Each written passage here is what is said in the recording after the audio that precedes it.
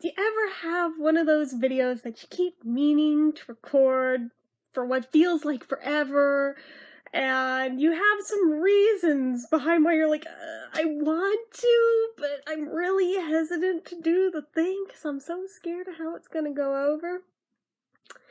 Yeah, that's kind of how I feel right now about this video, but here we are. I'm doing the thing. I should have made this like a month ago, honestly. I'm going to be reviewing, at least in my own opinions. Take them with a grain of salt for what you will, but my own opinions. People seem to have a real damn problem with that when I reviewed the Good Times album. The Monkees Christmas Party album. Yeah. I know. Literally the second that I even heard this was gonna be a thing that existed, I kind of knew it was gonna be a shit show. But I mean, at the same time, I was also really intrigued and wanted to know how bad. I also wanted to see if maybe I was wrong and maybe it would surprise me and be somehow surprisingly good. Yeah, that didn't happen. But, spoiler alert, don't come at me in the comments, even though I know you freaking will. But, yeah, again, I kind of still have some PTSD over the Good Times album reactions I got from people. But, anyway. Oh, God, people have real issues with anyone that doesn't agree with their point of view, I noticed, but...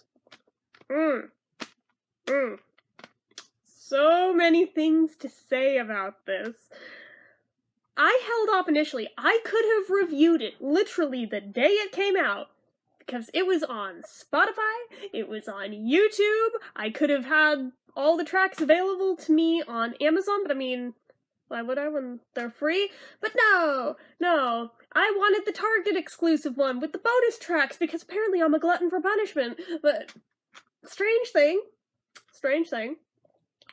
the Target exclusive one didn't come out for like another 2 or 3 weeks after the regular edition of the album. It mentioned it had bonus tracks, it didn't say how many, and it didn't say what they were. If I had seen what they were, I would have just gone with the standard edition because both of these tracks have been widely freaking available in the Monkees fandom for decades, okay? These are not new. It's literally Reissue and Christmas Is My Time of Year. One's been out since the 80s. One was literally on the TV show but made it onto the Missing Links albums. So, just saying. My God, there's just so much to unpack here. And basically, I'm going to be doing like jump cuts, not because I'm editing anything out. You're getting unfiltered. But I keep needing to stop, so I can go re-listen to each track, have it fresh in my mind, and then come talk about it, because if I try to just go through in one fell swoop, I'll forget things that I meant to mention, and then I'll think of them, like, the next time that I listen to them and be like, damn, I wish I'd mentioned that thing! It happens every time, so I'm gonna see if this goes over any better reviewing this album like this. So, just so we're aware, this is what it looks like when I do a jump cut. Magical, right? That is a jump cut, so that is how this is gonna be filmed. So, where to start? I suppose the cover's a good place to start. I cannot. I mean, I have the same complaint I did with the Good Times album, in that because they're old men now, they don't want to be portrayed as old men on this thing, but they have a bigger problem. One of them's dead, and they still want to use the Monkees name and still have his vocals on here, so they need to have a way of including him. So why not just draw pictures of them when they were young? That's what they've done here. But in a very interesting way. I see what they were going for. Damn phone. Let's see how long it takes somebody to answer that. I'll wait. Thank you. Okay, so I see what they were going for here. And this is one of those sort of things where the more I look at it, the more I notice about it. but like straight off the bat, we've got little action figures of the guys and their outfits from Head. Well, actually, correction. 3 of them are in their outfits from Head. Davey is not. This is an outfit he wore on one of the episodes. I believe that was what he wore in the one with Davey and Fern. What was that? I'm blanking on the name. But you guys know which one I'm talking about if you watch the TV show. But, anywho. So, that's interesting that there's not even continuity amongst those. This may also be a tie-in to the fact that currently there's like this whole line of Monkees action figures, both 8-inch and 12-inch. Haha, that's what she said. I'm sorry, I couldn't help it. I had to. They have this line of 2 different sizes of these Monkees action figures in all manners of different outfits from the show, except for the fact that they all look terrible. Like, literally, like, the way they did Nez's hat makes me want to cry. It's so bad. But I digress. They even put it on outfits where he didn't wear the wool hat, but just because it's Nez. I don't know. But, they also didn't make Davey any shorter than the other 3, which I have a bigger issue with. Again, neither here nor there. But, these are a thing right now. Go on Walmart.com and search for them. They are a thing, and there is a crap ton of them, and I don't know why. And I don't know how many there actually are of them floating around. There's probably more than what are on there. But anyway, so I feel like this is maybe a nod to those. Maybe this is a tie-in to try to get people to want to buy those. I don't know. I don't friggin' know what we're looking at here. We've got the Monkey Mobile in the back. We've got a train off to the side, which I did not notice at first, but the more I looked at it, I was just like, oh shit, the last train to Clarksville. Alright, so we've got that. We've got a robot, which may be a nod to the episode Monkey vs. Machine. We've also got Mr. Schneider on the screen, in the middle of it. Personally, oh, wait, did I just notice something else? Oh, I did! This is a nod to Monkey vs. Machine, because look at the paper coming out of it. Just saying, I just noticed that. But, I was gonna say, on the little TV screen on it, yes, I see they have Mr. Schneider, but I feel like it would have been smarter to do, like, the eyeball thing from the Frodis Caper. Am I alone in this? I don't know. Like I said, I would have done this differently if I'd been in charge of it, but I'm not in charge of it, so it doesn't really matter what I freaking think. Which I suppose is what y'all could sum up this entire review as, but I'm allowed to have an opinion too, so you don't have to agree with it. We've got a Monkees lunchbox. This exists in real life and has for the better part of 2 decades now, which makes me feel real damn old. I remember when that thing was new. I actually have never owned that one. I know of it. I've never owned it. More interestingly to me, I feel like this was for shits and giggles that they put it on there. The damn finger puppet. This thing, if any of you are watching this and aren't really, like, big Monkees fans, or you're just subscribed to my channel, you're not actually a Monkees fan, but you just like watching my face, okay, let me explain this freaking finger puppet thing.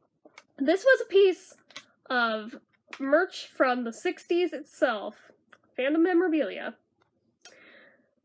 It had 4 little finger puppets on it, all of them terrifying, all of them nightmare-inducing.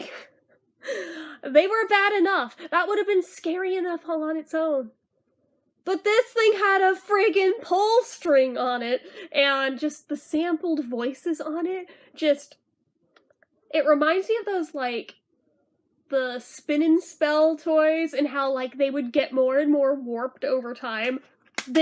Every video I have ever seen of one of these, it's exactly like that, and they're terrifying, and I can't even imagine that anyone legit liked these in the 60s. They're just freaking nightmare-inducing, and I don't know why, like, this fandom feels the need to keep bringing it back up. I don't know. Maybe it's like the Twilight fandom with, like, their memorabilia where they, you know, this is probably 50-50. Which is worse? The Monkees hand puppet? Or the Twilight dildo that you put in the freezer that literally sparkles because apparently it's a vampire dick? Yeah, that exists. I was never part of that fandom, but I knew this was a thing that existed. Don't ask. Just weird fandom things I've seen on the internet through proxy by friends who follow those fandoms, that post things from those fandoms that I really did not need to see. So, anyway, somehow I feel like this is scarier. Like, find a video of this damn puppet and just listen to the voices on it and tell me that's not terrifying. This thing sounds like it'll eat your soul. I'm just saying. Okay, we've wasted enough time talking about the freaking finger puppet thing. So, what else do we have here? Well, we've got the bigger ornaments where we've got little illustrations of the 4 portraits from the actual TV show, which, I mean, fair enough, those aren't so bad. I mean, they kind of made Mickey look way more chiseled than he ever has in his life to try and make him look less skillet-facey. And Nez, I don't know what they did to his face, but he looks like a comic book character now. Okay. Then throughout the tree, we have got little ornaments of the monkey men flying around. And there's the other one. So we've got Peter over here, Davy over here, Mike up here, and Mickey's off to the side. And then we have these smaller ornaments where we've got, inexplicably, Nez on a pogo stick with a guitar strapped to his back. But I give them props for giving him the blue wool hat, because everybody seems to forget that there was more than just the green wool hat. We've got, I don't know what Mickey's doing. It looks like he's scratching his hair with a drumstick, and he's spread eagle on it. I don't know! It's weird. It's weird. Can you see it? Focus. Yeah, you can kind of see it. We have Peter on roller skates playing a bass, and Davy on a unicycle playing a guitar. He didn't even play guitar. That should have been a tambourine or maracas, but I digress. It's quite interesting. A lot of friggin' levels. All of them terrifying. But if you open it up, you realize it's a larger art piece because the train tracks pull around here. Which, I mean, is this really important? No, but it does just give me this feeling of, wait, who puts all the presents in one little clump under, like, one corner of the tree and then nothing anywhere else? Also, no ornaments anywhere else. This could have been designed a lot better. Just saying. More interestingly, on the disc itself, it's slightly different. Not much, but slightly. Let me show you. They changed the positionings of the monkey men. They have different, like, line values for the bigger ornaments, so they look completely different even though they're the same pictures on them, which is weird to me. We still have the robot. We've moved the microphone over to the side. I guess the figurines are in the same positions. We still have the lunchbox. Monkey Mobile's gone. Train is gone. Hand puppet's gone, thank God. Yeah, it's weird. Oh, and it got rid of the, like, smaller ornaments. But those show up throughout the booklet. So, you know, I gotta show you the booklet. Now, one thing I feel the need to mention. I don't know if this was true of the regular edition of this album or just the Target exclusive one. It smells so bad. Like plastic and just cheap ink. This is not the new CD smell. No, I don't know if this was manufactured in China or some shit, but it smells bad. It smells so bad. Okay, you can see the smaller ornament pictures a little better here. So in case... Oh, I dropped it. It's fine. Yeah, if you wanted to see them better, you can. Yep, those are a thing. Yeah, and we've got lyrics and liner notes and things. Then we've got those, the bigger ones. In case you want to see them slightly better, it's not that big of a size difference, so whatevs. We've got the action figures.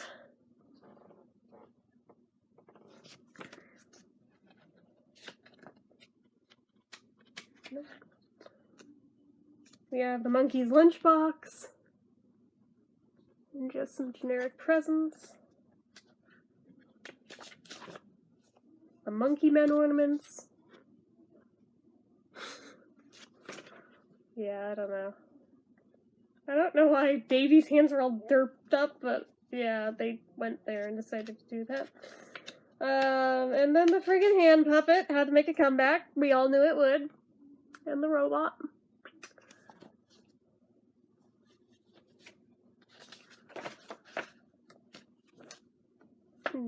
Just the microphone. Which brings us to the back of this, but in a minute. Because I can read you the track listing off the back of the box, so I'm going to put the booklet back in. I'm going to show you the tray under the disc once I get this back in here. Okay.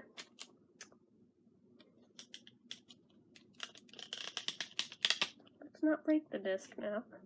So, under the disc in the tray is a photo from the Monkees Christmas episode, which is kind of nice. I like it. I like Davy there. I like Nez. Ringo, eat your heart out. They were flashing peace signs before you come at me. Yes, I'm joking. But, yeah, it's cute. So, only actual photo in the whole entire thing of the band. Everything else is drawings. So our track listing for this shit show. We have got track number 1, Unwrap You at Christmas. It's exactly what you think it is. Track number 2, What Would Santa Do? Track number 3, Meliki Liki Maka. Track number 4, House of Broken Gingerbread. Number 5, The Christmas Song. Number 6, Christmas Party. Number 7, Jesus Christ. Number 8, I Wish It Could Be Christmas Every Day. Number 9, Silver Bells. Number 10, This Hurts My Heart that they covered it. Wonderful Christmas Time. You know, if it's not broke, don't fix it. Leave it alone. It's my favorite. Don't mess with it. Number 11, Snowfall. Number 12, Angels We Have Heard on High. Number 13, Merry Christmas Baby. Number 14, Ryu Shiyu. And number 15, Christmas Is My Time of Year. So, we are going to be getting into this one track at a time. So I'm gonna go listen to the first one. I will be back in just a minute and talk to you guys all about my thoughts. Okay, so first track on the album is Unwrap You at Christmas, which I have some mixed feelings about. I mean, ultimately, just how the song sounds, arguably maybe the catchiest one on the whole thing. Mickey does sing it, so I mean, we all know I have some mixed feelings there. But, here's the thing with Mickey. When he does studio work, they do so much studio wizardry to his voice that he sounds not really that different than he did when he was a young man.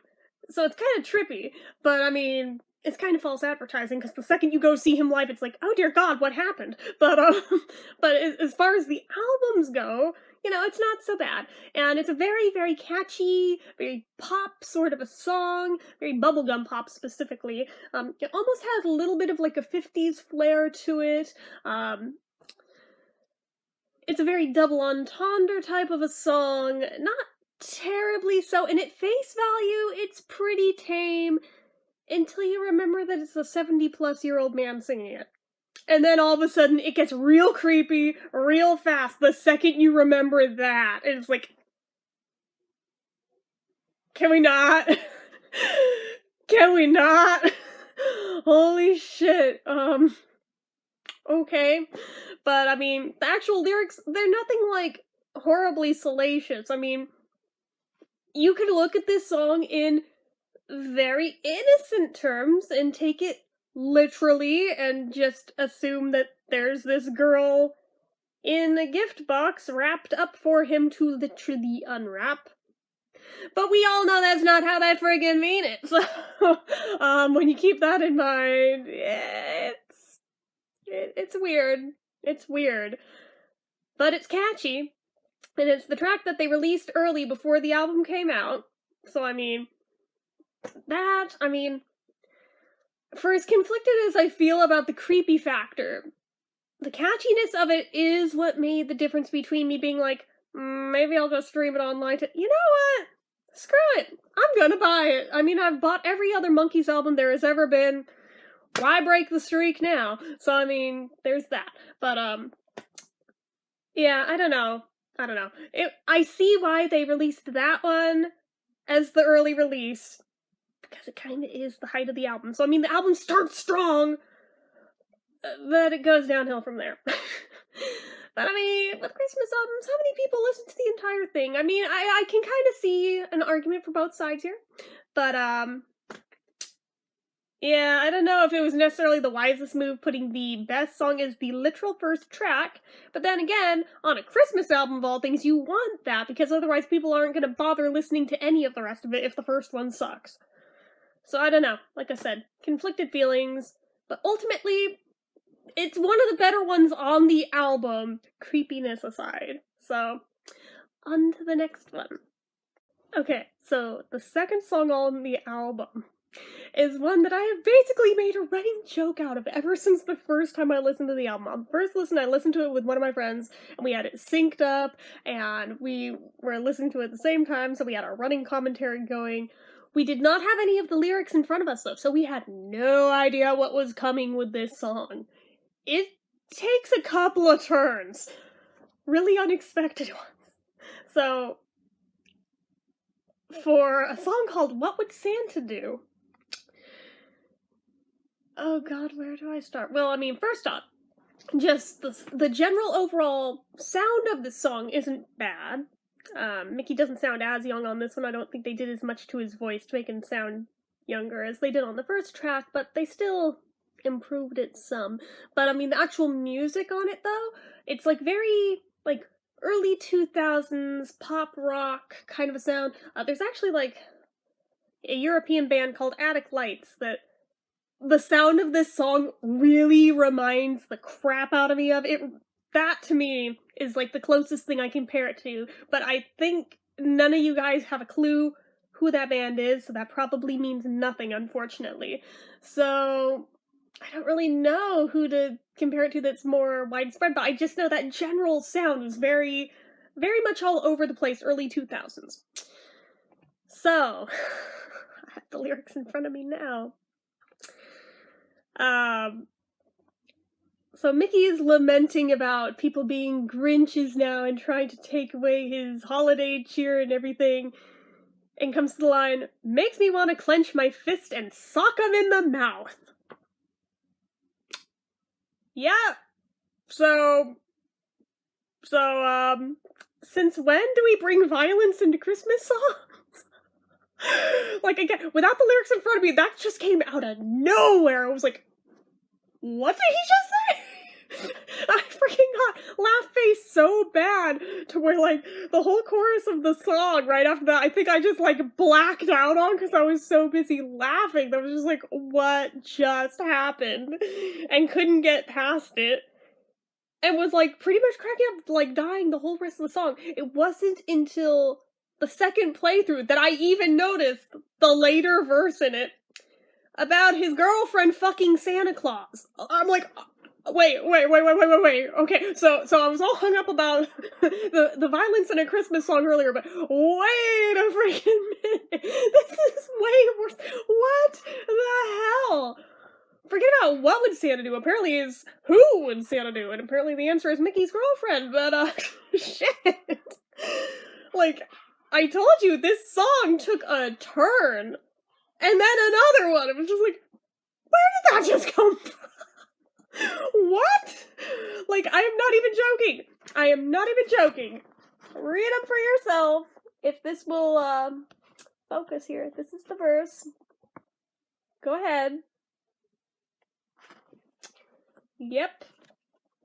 Come home, see a pair of boots that don't fit my feet. Hear a ho ho ho from my room, and I know what that means.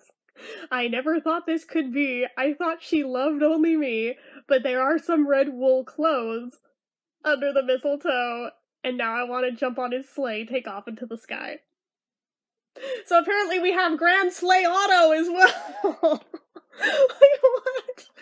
Like, what even happened with this song? Like, holy crap, I realize he's not the one who wrote it, but he had to, like, agree to sing it, though. Like, holy crap. Just, I think that is all I can sum this song up as, is just, holy crap. I have no words, but just, okay. Alrighty then. So, I'll be back in a sec with the next one. Okay, so third song on the album is one I know very well because they literally remixed an older song. It's one of 2 Davy tracks on the album, which, again, they had to do something to include him, given he's gone now, but he had not 1, but 2 Christmas albums, so, I mean, there was things to pull from. So, I mean, they could have just ripped one directly, tossed it on there, and said, have a nice day, but they decided to at least try to tinker with it to make it sound a little different, a little bit like a new thing, which, I mean, on one hand, I respect them trying to make it something new, especially given with the Good Times album, they only had 1 Davy track on there, and they had all these lofty claims about it, about how they remixed it and made it sound so different and added so much to it. Yeah, they literally didn't do shit to it. So, I mean, with this, I mean, there's 2 Davy tracks on the album, both of them, you can tell that they changed. This one, honestly, out of, like, the different Christmas songs he did on his albums, is arguably my favorite one, so I'm glad that it got included, because, yeah, it's, like, the best one. But they had some interesting ways that they went about changing it. I mean, for one, I can't quite put my finger on what they did to the guitar, but they changed something with the guitar. I'm not sure in quite a good or a bad way, just, it's different. And I'm able to notice that right off the bat. I would have to play them back to back to pick out what exactly they did, but that is a thing that I noticed straight off that, okay, that's different. I noticed, like, the beat of the song is a lot more prominent in this version, too, which is kind of cool. And then Davy's voice. They kind of did this thing where they made it almost, like, muffled a little bit, kind of like it's coming through, like, an old-timey radio, which is kind of interesting.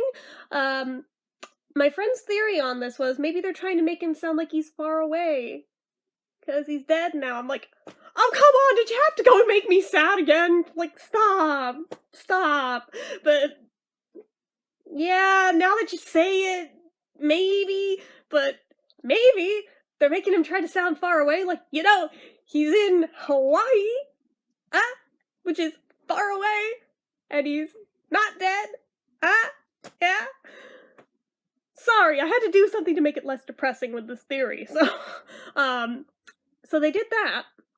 But then the girls in the song, like, they slightly muted their voices in the harmonies until they got to the verse that they sing, and then they really muffled them out. And I was like, what the hell was that? Like, that was unnecessary. They could have left them be, but, like, they really, really muffled them out. So that kind of upset me a little bit, but I mean, overall, it's not bad. And especially if you're not familiar with the original Davy version of it, you probably wouldn't miss it because you don't know what it sounded like in the other version of it. I mean, even this, I mean, it's not bad. It's just different. So, take that for what you will. So that's about really my only thoughts there, other than I'm glad that they included it. I'm glad that they found a way to include Davy, since, you know, I'm a little Davy girl over here. But, yeah, so, on to the next. Okay, so, 4th track on the album is House of Broken Gingerbread. this one hurts my heart, and I'm not even a child of divorce, because that is what this song is about. Divorce! Because nothing spells Christmas like divorced families. When you're Mickey Dolenz, apparently. Yeah, again, I didn't have lyrics in front of me going into the first playthrough, so I didn't realize what exactly I was listening to at first, but, first things first, the sound of the song. This one sounds like it's trying to be edgy and everything. Something about it makes me think of Blink-182, I don't know why. But in general, yeah, these lyrics hurt my heart. The first verse, till the end of it, it doesn't really give it away. I mean, maybe somebody who's from a divorced family would catch it faster than I did, but I was trying to figure out what's going on, then all of a sudden, oh, okay, that light bulb moment. 2 mountains of presents, 2 glittering trees, both frosted in tinsel and blue LEDs, 2 platters of cookies and peppermint bark, 2 baby messiahs aglow in the dark, 2 decks of Uno and 2 sets of Clue. There's double the Christmas, but I'm torn in two. I was like, oh, and then I was like, oh, now I feel bad. Damn. In the house of broken gingerbread, butterscotch and candy cigarettes, sugar snow on the flower bed, at the house of broken gingerbread. That's the chorus of it. And then the next verse is, there they go sledding, here there's a pool, the boyfriend's a dentist, the stepmom is cool, dad gave me a brother, mom promised a dog, and one of those French cakes disguised as a log. Two-hearted Christmas, half-hearted day, Saint Nick and the wise men got lost on the way. I was like, oh my god! Oh my god, and then remembering the fact that all 4 of the Monkees have had more than one marriage, and all of them have children. All of them can relate to this. That sucks. Wow, that, I mean, on one hand, maybe children of divorced families needed a Christmas song. On the other hand, I'm just like, damn, dude, wow.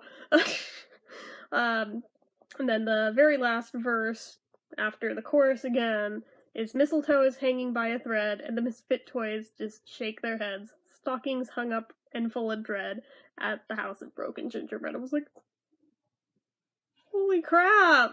So we've got pervy Mickey, violent Mickey, and divorce Mickey. Okay, this is, interesting Christmas album themes we have going on in this album. Like, holy crap.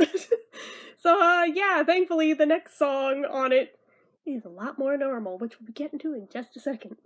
Okay, got the light on now because it gets dark crazy early now.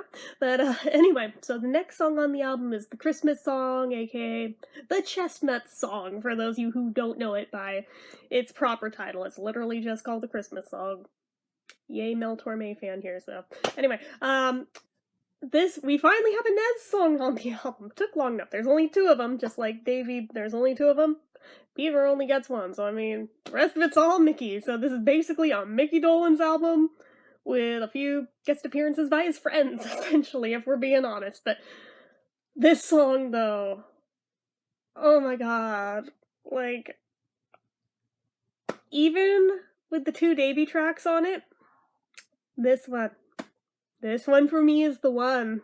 So this, I think the day the album dropped, it got released on social media, that both the Nezes did actually, and this one was so beautiful it made me frigging start crying. I mean, it could have been those first thing in the morning, wasn't fully awake yet, was over emotional, but even just now, when I re-listened to it, still a little bit, even with eye makeup on, which I tried not to, but, yeah, I don't know what it is, it just makes me very sentimental hearing Nez while people sing it. And while some of you might shit on him for his voice being a little bit wavery, look at the dates and the liner notes of when that was recorded. That was only about a month after his quadruple bypass surgery. Just saying, if he has any good reason to have a little bit of waver to his voice, I think that qualifies as a pretty darn good reason. I mean, honestly, I'm not bothered by it, but I heard people complain about that. I was like, get off his ass. He has a damn good reason. So, but yeah, seeing the dates in print in the booklet just solidified just how soon after that was. That is crazy that he was up to doing that. I mean, he's up touring too, like shortly after that. I was just like, damn, this man's a powerhouse. But oh my gosh. But yeah, just very, very pretty. I mean, I read in an interview that he only agreed to be involved in this project if he could do classics. Which, you know what? I respect that. I respect that. There's nothing more classic than that one, so, you know, that fits. And he put a Texan flair on it, and just, it sounds very him, with the slide guitar on it and everything. It just, everything about it, I love it. That, for me, that is the takeaway from the album. That song right there, I could basically toss most of the rest of it. That song, though. That one. And that is saying a lot, given that Paul McCartney just covered that same song a few years back. This, to me, I pick this over that. And those of you who know me know just how much that takes for me to be saying that, picking someone else over a Paul McCartney version of something. Just saying. Just saying. It hits me right in the feels every time I listen to it. Big time. Whereas Paul's, I don't know, it doesn't. But this one does. So, but I don't really have anything more to say there other than I could just keep going on gushing about it, but, you know, we should probably continue this review so we're not here all night. Okay, so now we're up to the title track of the song, Christmas Party, and this one, it's interesting when it first starts playing because we've got some audio from the Christmas episode of the Monkees, mostly of Davy, so I'm like, oh, my boy. From the ending of the episode, where they're introducing, like, the staff that works on the show and everything, it's a little snippet of that. It feels very fitting, and it's another little nod to get Davy in there, which I approve of, I like.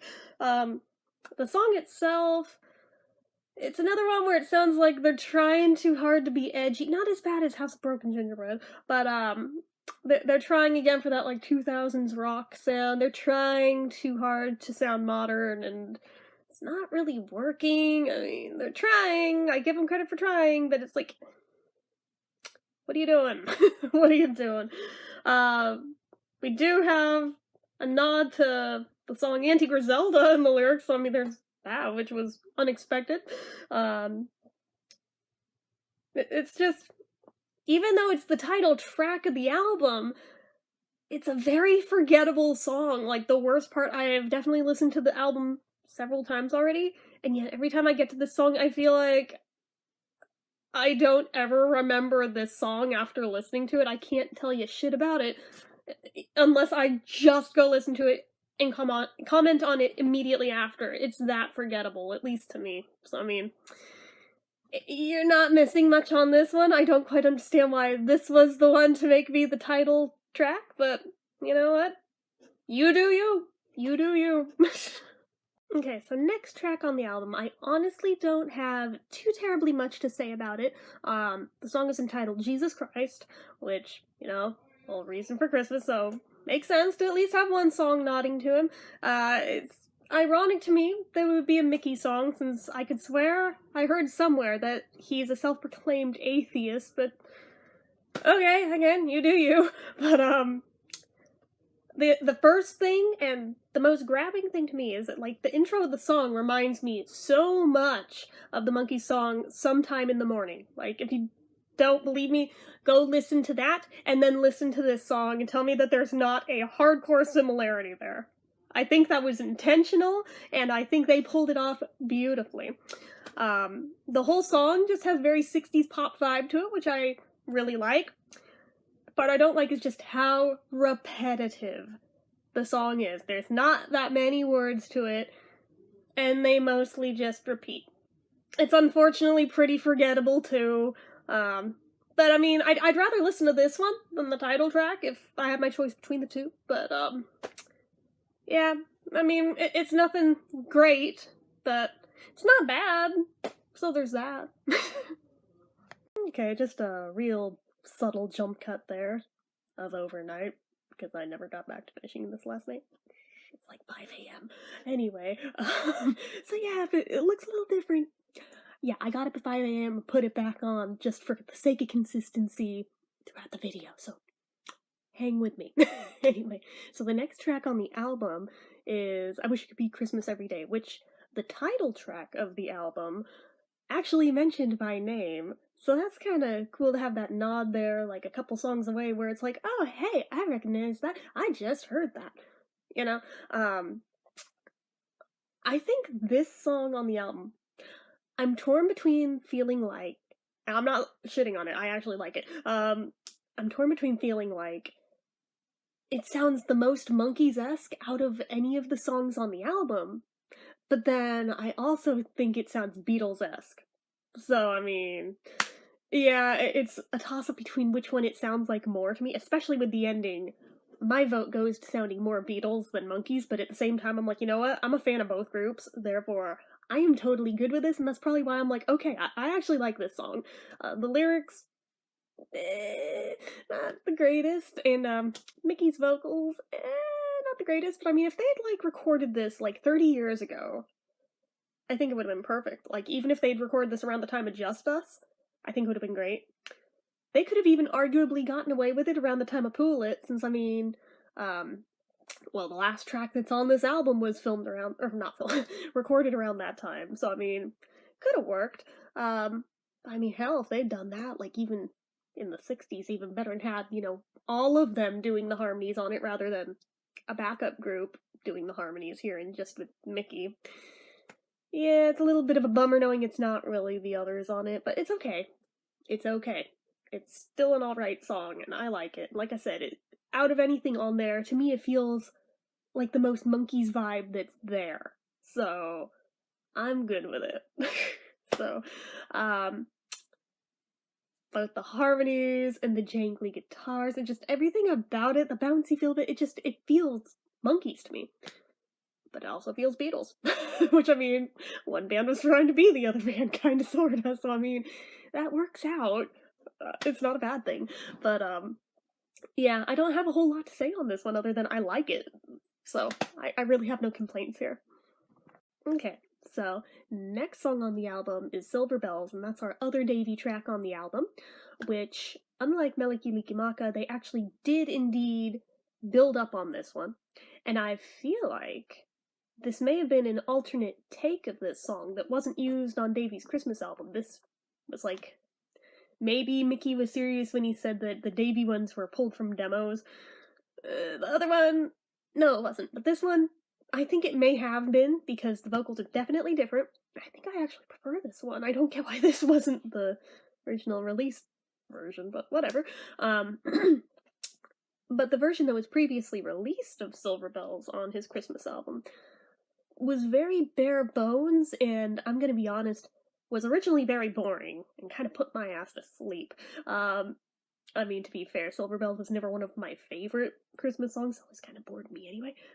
But what they did to it here, they actually improved on it. I actually kind of like this one. They added a lot more orchestral music to it, which is beautiful, and like I said, Davy's vocals are different, so it's like, okay, you have my attention, that's something new, which, given he's been gone since 2012, I didn't think I'd ever hear any more new Davy stuff ever, so can't complain with that. It's very pretty, and I really can't complain with anything, because this one I feel like they improved. The other one, I feel like they were a bit detrimental to, but this one, they fixed up and made better, so, alright, fair enough. The next song, though. Yeah, I'm gonna need a minute to collect myself before we talk about it, so. Okay, so I'm apparently having to re-record one of the segments. I don't know what happened to the one for Wonderful Christmastime, but I went through my camera roll and it was not there. And I went to friggin' put it in my movie editor, so guess we're re-recording it. I don't know if it was because it was early and I derped out and didn't hit record, which is possible. It's happened before. But, I don't know. So I'm gonna try to remember everything I said the first time. hello, heater. Try to remember everything I said the first time around. Hope like hell I hit most of the same points.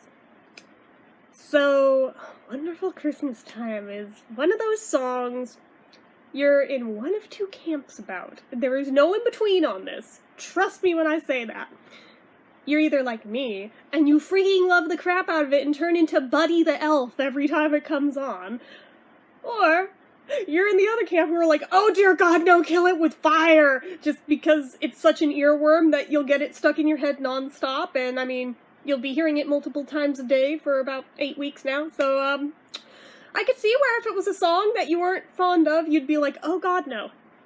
I'm that way with that Mariah Carey song, so I mean, it's not that it's a bad song, it's just that it's so overplayed, so I'm like, I get where you guys are coming from who feel that way about Wonderful Christmastime, but for me, that is literally my favorite Christmas song. So, when I saw it was in the track listing on here, I admittedly got really excited initially, even though I knew, track-wise, or track record-wise, I should say, that has there ever been a cover of it that I have fully approved of?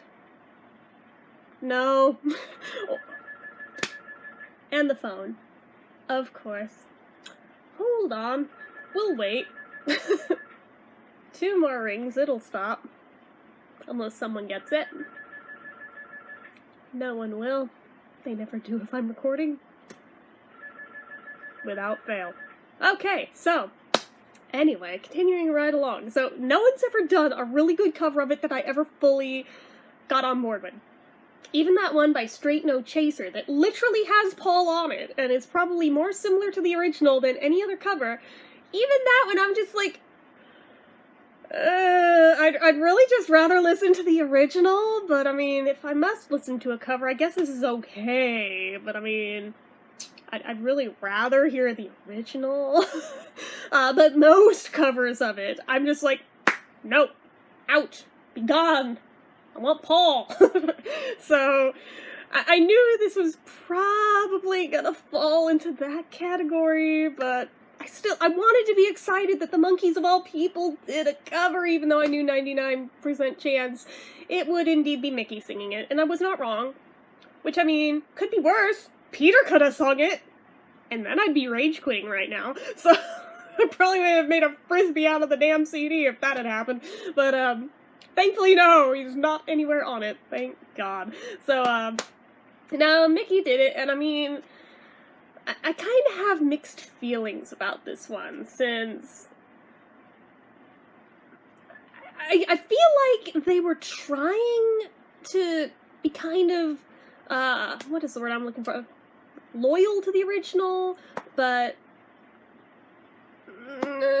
still missed the mark. It didn't really do what I think they were intending on doing. But I mean, they didn't try to go rogue and make it like their own thing. So for that, I'm grateful, because anytime somebody covers that song and tries to do that, it's just an instant no from me. I'm like, nuh-uh, no. At least try to make it sound somewhere in the same neighborhood of the original. It doesn't have to be identical, because obviously it's cover, but this one, it's just very unremarkable, unnoteworthy, pretty forgettable as far as covers go. I mean, it's not terrible. I will be honest with you on that. It's not the worst one I've ever heard. It's not even the worst thing on this album.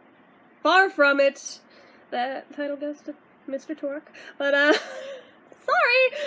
Calling him as I see him. But, yeah, I don't know. I can tell what he was trying to do. I feel like he was trying to be respectful of the original. So again, for that, I give him credit. I give him credit for that. I give him credit for trying to, like, nod to it without 100% ripping it off. But at the same time, I don't know. I feel like maybe if he had done this, like, 30 years ago, it could have gone better.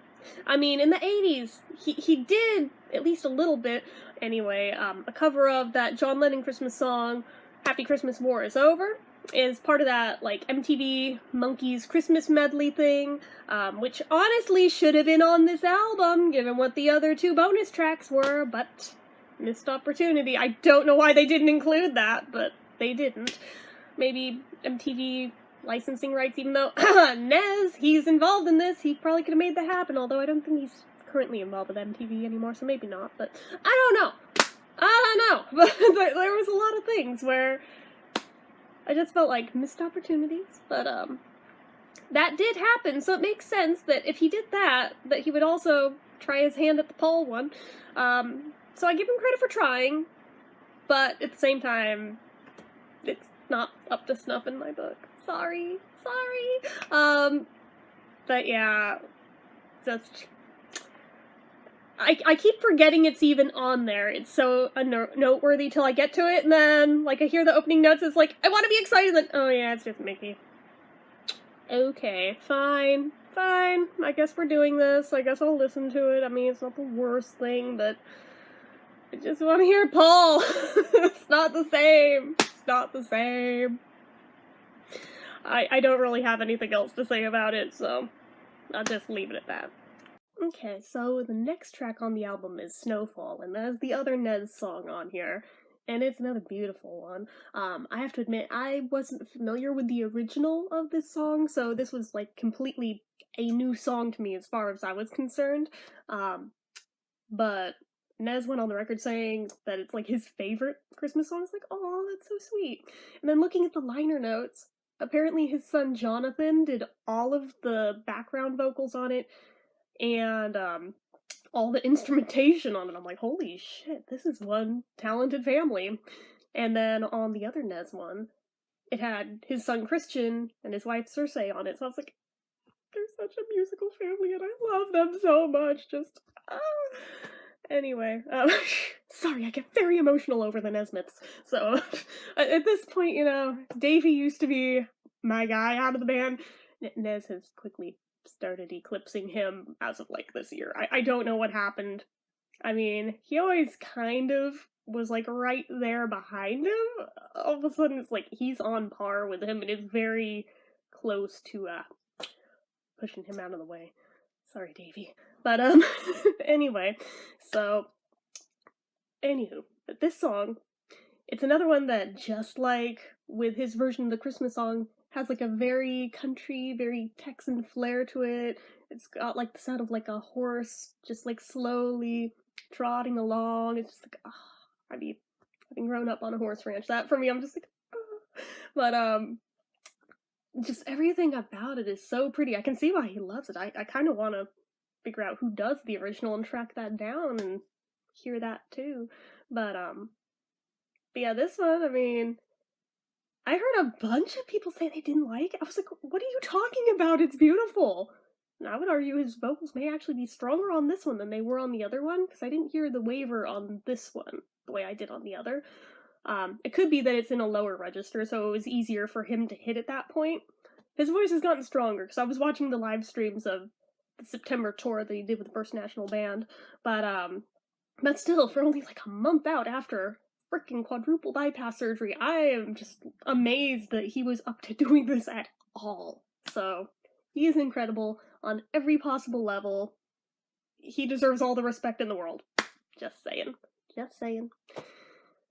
So, on to the next song. Okay, so the way that I have been filming this, I've been, like, unpausing the CD, listening to the next track, repausing it at the end of it, record my thoughts, and go back and do it again. So after the last one, the Nez one, it's all chill and relaxed and happy. I film my thing, I go back, I hit unpause, and then there's fucking Peter and his banjo. I was like, oh, Jesus fuck, I forgot that was there. So, like, you could have at least eased that transition by putting more Mickey in between the two. Give me a little buffer there, instead of just being like, fuck! God damn it! I mean, I caught hell when I reviewed the Good Times album because of my opinions on Peter.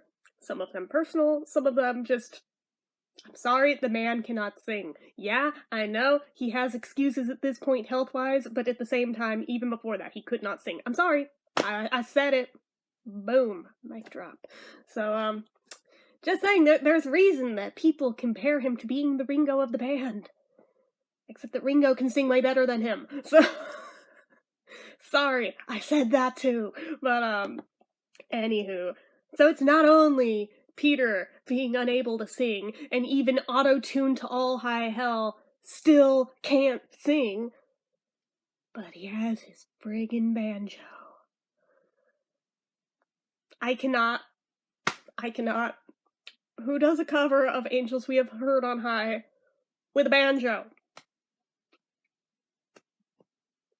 I have made my thoughts known.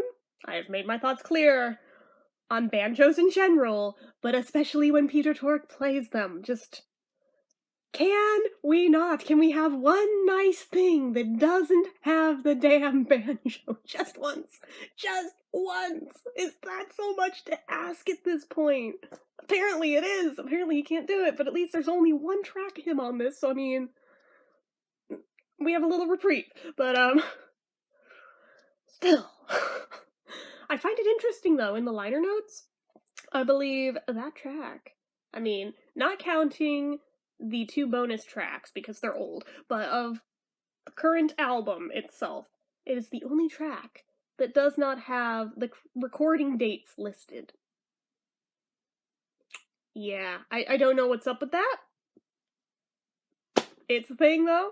You can look in the booklet if you don't believe me. I left it over on my bed. I kind of forgot to bring it with me. Otherwise, I'd show you myself. But it's just weird, because I was like, so was this before or after it got leaked through the grapevine that he's having health problems again? I don't know, because it doesn't list the dates. I mean, if it were from after, I'd probably feel like a much bigger douchebag saying all this, but at the same time, facts are facts. And most people don't know what all goes on behind closed doors with them. So, just saying. It's a thing. So, I don't know. It is definitely, hands down, weakest track on the album. Yeah, a bunch of you are gonna come at me in the comments. I already know it. I don't care. I'm not gonna answer them, so you're wasting your breath. But, yeah, I know. It's not even the fangirls at this point. That's the weird thing. Every once in a while there'll be like one, but I mean, I don't really care. We can agree to disagree. It's like the neckbeardy fanboys. Like, every time they get all butthurt and bent out of shape. So, I don't know, but putting that right after the super chill Ned song. Every time I have listened to this freaking album all the way through without skipping anything, it is the most jarring thing. It makes me jump every time, and I'm like, why? Why did we have to put this right there? Couldn't we put something else there first?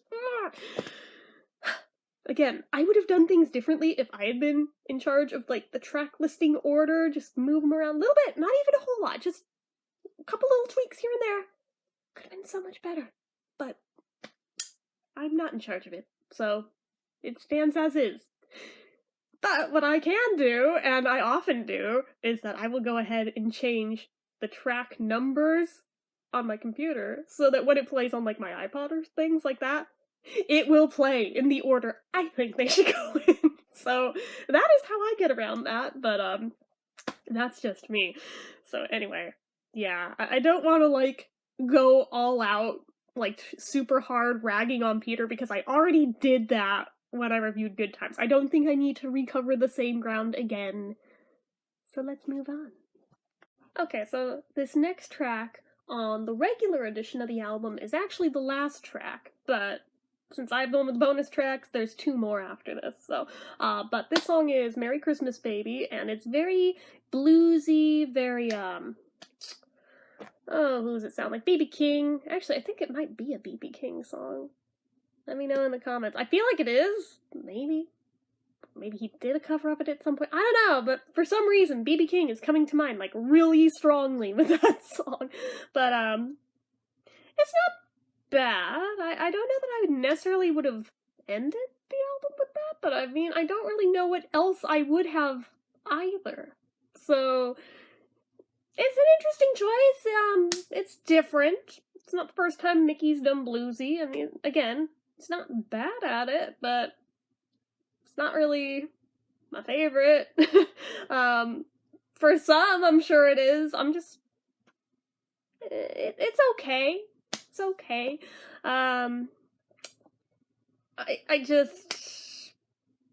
I don't have a lot to say on it because I don't have a lot of strong feelings one way or the other. It's not great. It's not terrible. It's just kind of mediocre and forgettable. Like 90% of this album. Don't come at me. You're going to. Okay. But I don't know. It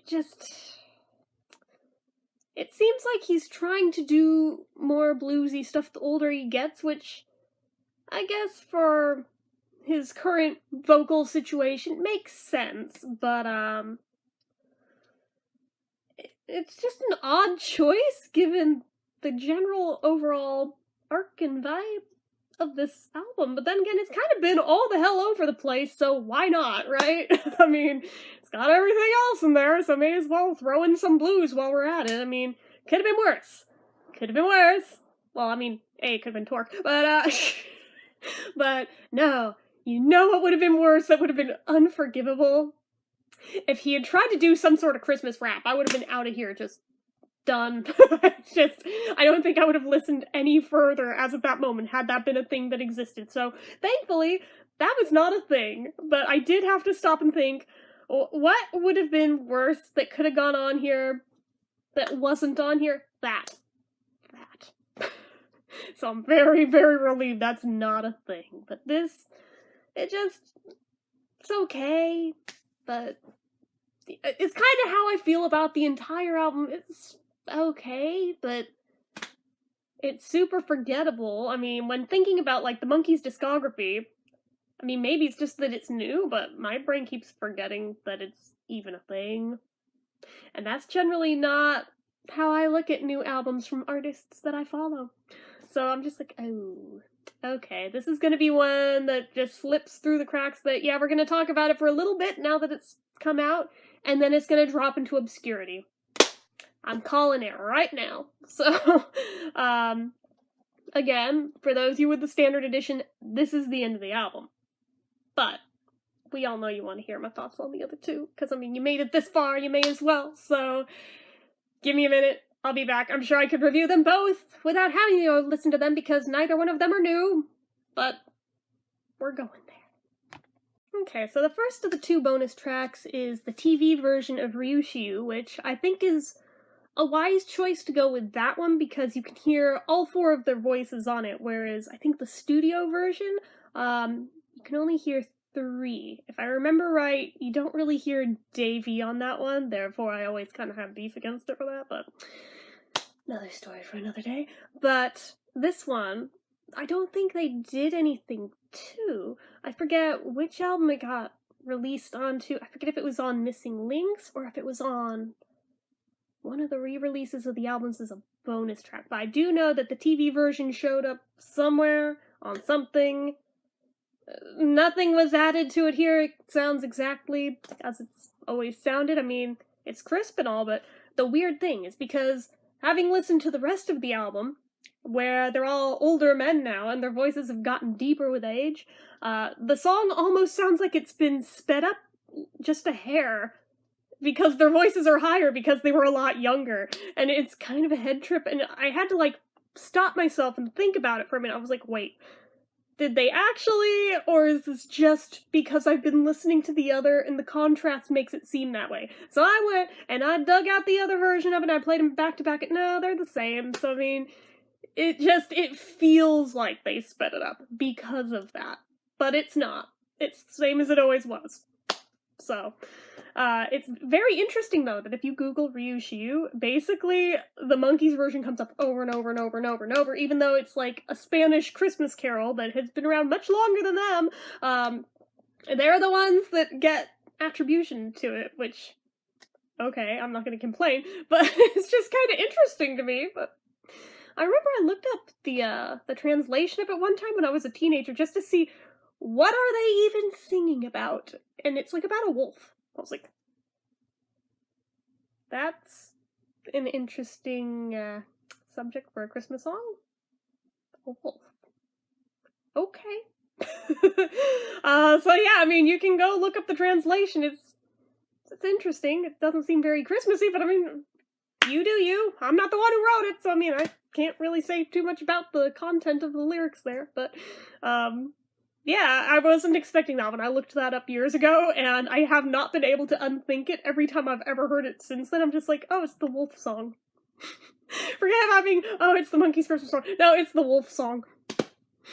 Just, that's all. Okay, so we're finally to the last track on the entire album. Took long enough to film this thing. But anyway, so the last track is Christmas Is My Time of Year, which was recorded back in the 80s, and I believe was released as a single. Correct me if I'm wrong. And the bootleg that's been floating around for years of that was a direct rip that somebody made off of the 45. So it had all the pops and hisses in it and everything, which, I mean, I don't care. A lot of my rarer Monkees bootlegs are of similar quality, so I mean, for me, it doesn't bother me terribly. But finding out we finally get a nice, clean, crisp copy of that, okay, for me, that, you know, was worth the price of admission right there, just to finally own that. Because I've pretty much wanted a nice, clean copy of that since I was about 16. So, I've been waiting quite a while for that, like, literally over half my lifetime for it. So, I'm very glad to finally have one. It still seems strange to not have the 80s medley, but whatever. I'm glad to have this, though. But this, out of the entire album, feels the most like a legit, actual Monkees Christmas song. Because it is! It is! And we've had it for years, therefore it's been regarded as such for years. It's good. It's good. It doesn't have Nez on it, is the only downside, but it is good, though, as is. It does still have a little bit of the 80s vibe to it, even though they weren't really trying to go for, like, the sounds of the times or anything, but, I mean, you can always tell. You can tell a mile away, but their voices were still strong because they were younger and everything, which, of course, is wonderful. And it's one of those songs, especially with how much Davy's prominently in it. Yeah, I can't even listen to it without doing the little Davy Jones shuffle and everything to it. So, you know, that's a thing. But, I don't think I've ever listened to the song without doing that to it, but, yeah, listening to that in contrast with the rest of the album, it's like, you know, Mickey's voice was good at one point. It hasn't been for a long time, but it was at one point! There's proof! Right there! I suppose Ryushu also was proof of that, but, I mean, it was still pretty solid up through, like, maybe through Just Us. But not too long after that, it went downhill. But, that's my opinion. Again, don't come at me with a flamethrower in the comments or anything. But, I know people will anyway, because it's the internet. But still, it is what it is. I love that it's on there. Was it worth paying $18 for this version of the album as opposed to the $10 version on Amazon? I don't know about that, but I mean, I'm still happy to have it. I'm glad that I have that particular recording. Again, Ryushu, I've had that bootleg pretty darn clearly for years, so that one was literally nothing new. But this is cleaned up. It's all made nice and pristine, so that made it a little more worth it for paying extra, but I mean, it's a lot extra for just 2 tracks, and 2 tracks that were already technically out there. So I mean, they should have given us a little more than that. If they had given us a cleaned up version of that 80s medley, I would not be complaining about paying $18 for it, 'cause that, you know, I feel like that would have made it more worth it, but anywho, so, final thoughts. I don't know. This album, I mean, it's not the worst Christmas album I've ever heard a band put out. Although, again, this doesn't really feel so much like a Monkees album as it feels like a Mickey Dolenz solo Christmas album with a few songs by his friends. So, I'm conflicted with that. Maybe he originally wanted to market it that way, but figured he'd sell more copies if he did it this way, which, to be honest, yeah, if it had been sold as a Mickey Dolenz one, I probably wouldn't have bothered, but since it was a Monkees one, it's like, I have all the other ones. I may as well. I've not broken the track record yet. Why would I start now? So, I mean, there's that. But I don't know, like I said, it's not terrible, but it's not great. It's just mediocre is the best word I can use for it, and forgettable, which I hate having to say that because there are enjoyable moments on it, but the general overall project of it, it's like, I can tell you right now, I see the writing on the wall. 6 months from now, nobody's gonna still be talking about this. Well, A, it won't be Christmas time, but in general, even if it weren't a Christmas album, I don't think much anyone would be talking about this even as quickly as that. So, we'll see if next year, at Christmas time, if people are even mentioning this album. That'll be the real test right there. But, suffice it to say, I don't think they will be. Because I think it's gonna fall into obscurity, as many things do. But, I can tell they were trying to capitalize on how successful Good Times sold, which I don't blame them for. I mean, if I were in their shoes, I would do the same thing. I mean, you can get that money, boy, I mean, go get it. But, at the same time, it's not anywhere near on the same level. And, I mean, I had plenty of complaints about that album, but I would still say, by and large, that's a better album. But, I don't know. I mean, if you had told little 15-year-old me that there would one day be a Monkees Christmas album, I probably would have crapped my pants and been like, oh my god, holy shit, I need this. I need this now. But, now that we have it, I'm kind of just like, oh, so that's a thing. It's a thing that exists. A thing I own. There's nothing more to say about it. So, I don't know. Like I said, I'm already kind of over it. Even before I got my hands on the physical copy, I think I was over it because I was listening to it on Spotify and YouTube first. But, yeah, that just pretty much one full listen, I think I was over it. Which is really sad, because at least with Good Times, even though I had plenty of complaints about it, I mean, I will be honest with you, I played it to death for like a few months solid. So, I mean, it had some staying power in there, and I mean, it still jumps to mind as a Monkees album, even though, you know, it's missing one of them, but it does in my brain count. I mean, look at how many other Monkees albums didn't have all 4 of them. Changes only had 2 of them. Pool It only had 3. There was,